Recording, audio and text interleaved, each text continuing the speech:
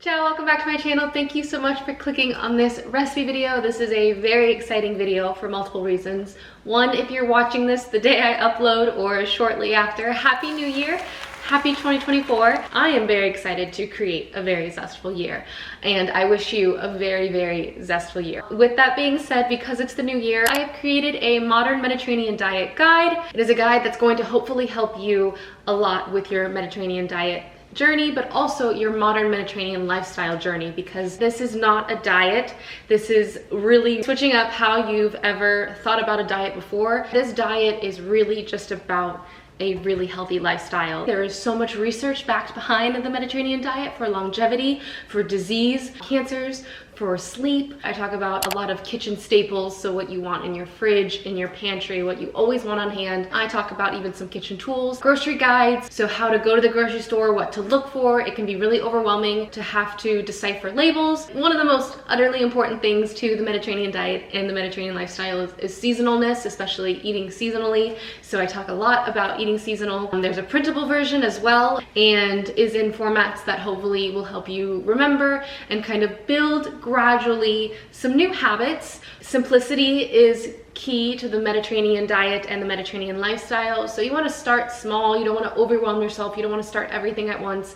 You want to build and build and build, because it's a lifestyle. I'm just really excited to share this with you. I really hope you guys like it. If you do get a guide, please leave a review. This is the first time I'm releasing anything like this. I wanted to start small before I get into bigger endeavors. So I need your guys' feedback, even if it's critical, because that really helps me know what I should be making for you guys and how I should be helping you guys. So that is a really fun thing I wanted to announce in today's video. The link will be in the description below, along with the recipes in today's video. So let's talk about those recipes. 3 Mediterranean diet high protein meal prep recipes. I say meal prep because you can make a lot of it. You could freeze it, you could eat it for different times a day. You can transform the recipe to be different types of meals, so it doesn't feel as boring like eating the same thing like 3 days in a row. So recipe number 1 is inspired by a Moroccan fish stew. So it is a super cozy dish, incredibly healthy, loaded with veggies, loaded with beautiful pieces of fish, because fish is huge on the Mediterranean diet. And for recipe number 2, I'm going to be making a really fun, delicious winter-inspired tabbouleh. It's not tabbouleh, it's inspired by tabbouleh. It's a really high protein, actually vegan option, and add in all of this really crisp, vibrant, fun fruits and vegetables, herbs, lots and lots of herbs. And for the third and final recipe, the protein choice is eggs, as well as milk and cheese, so a lot of dairy options, making a classic frittata. So easy to make, it's so simple once you know the ratios, and you can do it with just about any vegetables. I'm going to be making a leek, kale, and gruyere frittata. So those are the 3 recipes in today's recipe video. Enough chit-chatting, let's hop in to recipe number 1. For recipe number 1, we are going to start off with the fish. I'm going to prep it right now. This is a super simple dish. It comes together in about 30 minutes. So I have some cod. Other fish that would be great for this would be salmon, halibut. Halibut would be a little bit more flaky. Chilean sea bass would be great for this. I rarely get frozen fish. I try to get it as fresh as possible. I have a whole pound of fish here. First, I'm going to cut it. So depending on what your ideas of enjoying it, I'm just gonna do fish fillets, but if you wanted to do like chunks of fish, you could cook some pasta and cook it with the stew on top of rice, put it on top of mashed potatoes or whipped turnips or polenta or some kind of creamy goodness at the bottom. There's a lot of ways that you could enjoy this stew. And then I feel you always wanna check. I got a bone out there, so I'm just gonna kind of massage it just so I can feel for any bones. Also important, skin off. I'm gonna go ahead and preheat the pan right now to get it warm. I'm just gonna drench the fish in some olive oil and then add some cumin, paprika, Aleppo pepper flakes or chili flakes, some sea salt. Another really great hack is getting spice blends. There's a very wonderful spice blend from Morocco actually that you could use here as well. If you don't feel like you go through spices very quickly, spice blends are helpful because it just is a ton of flavor that you can use wrapped into just one jar. So now I have the fish seasoned. I'm gonna give it a massage and then add some more oil to the pan and let it kind of sear on both sides.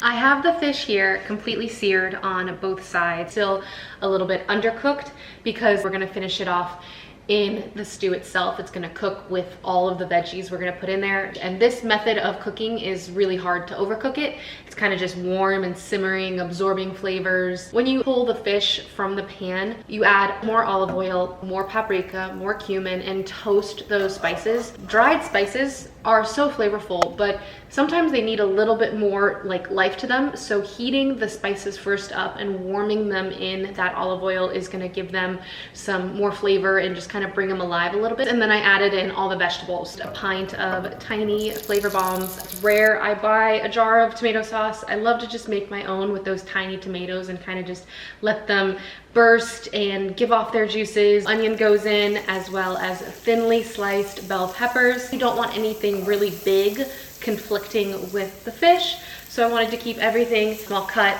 of the vegetables and thinly sliced of the vegetables, just so they can also all melt into more of a sauce. I also added in garlic. You don't even have to fuss with the garlic, you just have to peel the garlic and add the cloves in whole, because by the end of all of this cooking, they'll be soft and buttery and you can just mash them into the sauce and kind of stir them in, so you'll get that garlic flavor. So I added in a bunch of olive oil, a bunch of more salt to really help create this sauce. It's a really veggie olive oil based sauce. Other things going in, I have some harissa paste here to help with flavor, spiciness. I also will be deglazing the pan with wine. That's totally optional. You can use vegetable broth, chicken broth, or just water. Olives, green olives. Olives are so popular in the Mediterranean. They're so good for us. This is gonna add something nice and briny, but also something that's gonna be nice and briny is I have some preserved lemons. Olives and preserved lemons are going to add a unique texture. They both have this like chewy texture. And then the preserved lemons, I just did the peel of them and I finely diced them because you don't want a huge bite of olive or preserved lemon. You kind of just want it to complement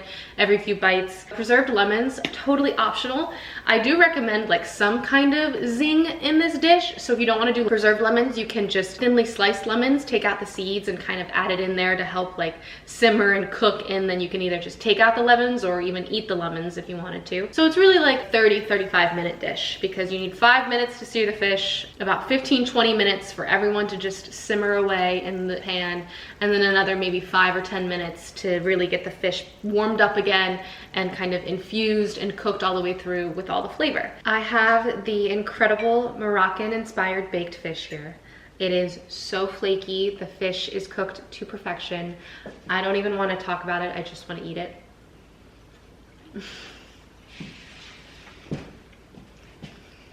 Oh my gosh. This is so flavorful, so fresh. It is a great, cozy, yet super light and healthy, wholesome, incredible way to cook fish. You're getting all your vegetables in. I got a little bit of salty, briny, preserved lemon, which is absolutely incredible, and like adds a huge, funky freshness to it. This is so good, guys. I can't really believe how easy it was. I kid you not, 30 minutes. But I think this was like 3 or 4 steps. Once you have all of the veggies chopped, it's literally no more than like 2 or 3 steps. And you just kind of gotta wait for everything to simmer. And it's so good. And because the fish is so delicately cooked, this is something super, super duper easy to reheat. Please, please, please try this recipe. I topped it off with some fresh cilantro, but if you don't like cilantro, you can use parsley, kind of just give it something really fresh. It really needs some herbs on top. I'm just gonna finish this piece of fish with all the veggies and we are gonna move on to recipe number 2. For the second recipe, we're going to be doing a inspired tabbouleh, wintertime tabbouleh. I am featuring one of my all-time favorite winter fruits. I think persimmons are amazing. Ideally, you want to wait until they're like a pear where you can press into them and they make a little divot to get the ripe, full amount of flavor. So for this salad, I have quinoa. Quinoa is an incredible grain. It's gluten-free, super high in protein. So I'm going to go ahead and add the quinoa in. There are some other gluten-free grains. I would say the best other one would be rice or buckwheat.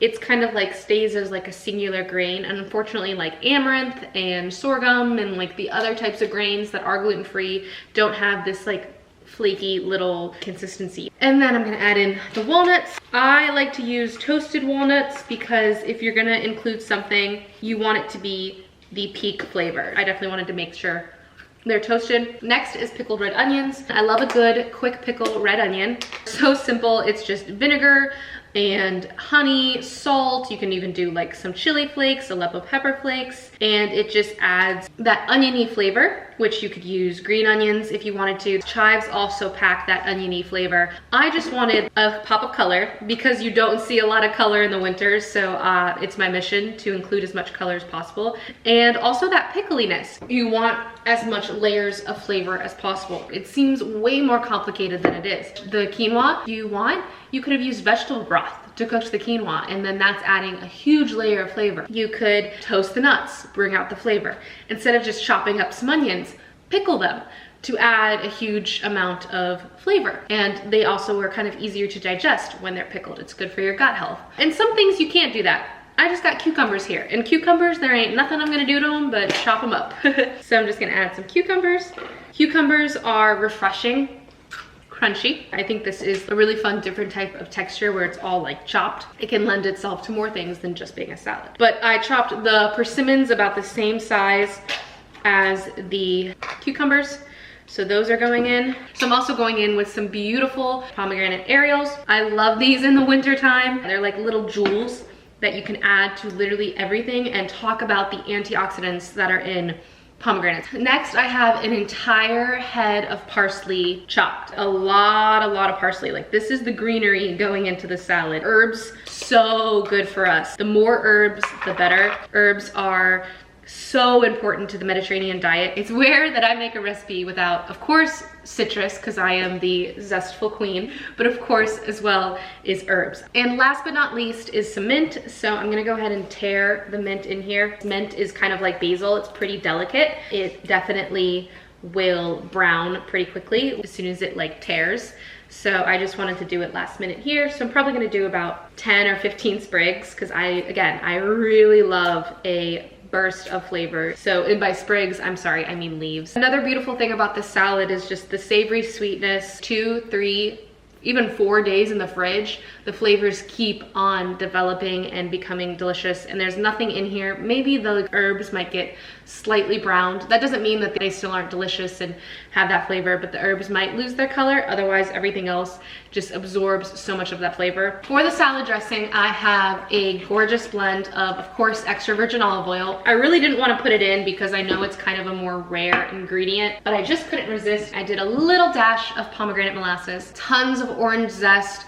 Orange juice, of course, has a ton of flavor, but the real flavor in citrus is that zest. So I have the zest of the orange as well as juice of the orange. I did a lot of honey just to complement so many of the flavors going on. And then sumac is a beautiful, beautiful spice. It is kind of almost like lemony berry kind of flavor. Some vinegar from the pickled red onions. If you're not using pickled red onions in this recipe, which is perfectly fine, red wine vinegar, white balsamic vinegar, would work great. So I'm just gonna pour the dressing all over and give it a really big toss. The perfect wintertime tabbouleh salad. I cannot express to you how amazing this is.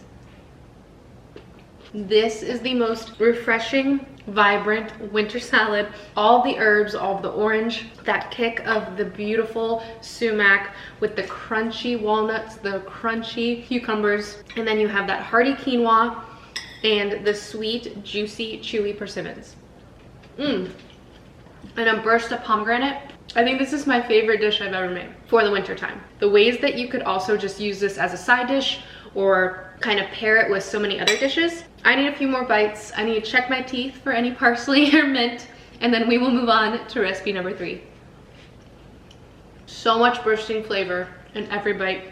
You have to try this wintertime tabbouleh. For the third and final recipe, we are going to be doing a frittata. They are so easy to make, so delicious, packed with protein, veggies. It just got everything going on. So I somehow deleted the first clip of this little cooking tutorial, but I was talking about how I'm using leeks in this recipe because leeks are absolutely delicious, but because they grow in the ground, they tend to have like a ton of sand in them. So they take an extra minute to not only cut, but also rinse pretty well and try to just get as much of the sand out as possible, and make sure you pat them really dry before you add them to cook. So I caramelized the leeks. I got them nice and soft and buttery. I love the texture of leeks. They're just absolutely delicious, such a subtle oniony flavor. So I waited until the leeks were really, really well cooked and getting nice and soft to add in the kale. It seems like so much, like there's gonna be no room for all the actual egg stuff to this frittata, but the kale, just like the leeks, cooks down so much. I have the kale wilting on such low heat right now with the leeks, and so that I can make all the space for the egg part to this frittata. So my frittata ratio is 6 eggs to a half a cup of whole milk. And then I always love to add a good like half a cup to full cup of cheese. Today I'm using Gruyere. You could use cheddar, mozzarella, provolone, whatever your favorite cheese is. I really recommend shredding it yourself. I love Gruyere. Gruyere complements leeks so well.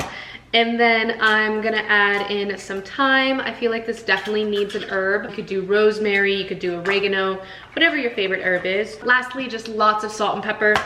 Keeping the flavors really, really simple. I'm letting every ingredient shine. That's Mediterranean cooking, and specifically like Italian cooking, is you just want to taste the delicious cheese and the herb and the salt and the pepper and the eggs and the leeks. Like the flavoring is the actual vegetables. We're not like trying to cover up a ton of the food that we're eating, we're tasting the food that we're eating. Oh, I also forgot to mention, I preheated the oven to 400. It finishes cooking in the oven at 400. Let it cook for about 5 or 6 minutes. Run a spatula around the edges. If it's starting to completely firm up around the edges, that's when it's perfect to pop it in the oven and let the center finish cooking. Perfect. I've taken the frittata out of the oven. I've given it a minute or so to cool. If this sticks and breaks, I'm gonna cry because this video has gone so well. So if this is like all broken up, it's gonna be sad. Yeah. Oh no. That was a fail. It tastes incredible though. This frittata is so absolutely loaded with kale and leeks. It's so fluffy, and the eggs are cooked to perfection. They're not rubbery because we added that whole milk. And then that thyme adds a beautiful freshness and like depth of flavor. So easy. The eggs reheat so well. You can microwave these. You can pop them in the oven. Absolutely incredible. You just have that base of 6 eggs with the half a cup of whole milk. And you can use whatever leftover like roasted veggies you have, or veggies you're trying to saute and use up. This is the perfect recipe. Thank you so much for watching. I really hope you got something out of this video, whether it was just a recipe, a cooking method, something about the Mediterranean diet. Hopefully I brought some form of entertainment or value, and I just cannot thank you enough for watching, and I cannot thank you enough if you get a modern Mediterranean diet guide. I cannot express how much your support means to me. I really hope it brings you value, gives you some more information that you've been looking for to help start and commit to a wonderful modern Mediterranean lifestyle and diet. And I just cannot thank you enough. Please leave a comment below. I absolutely love talking to you guys.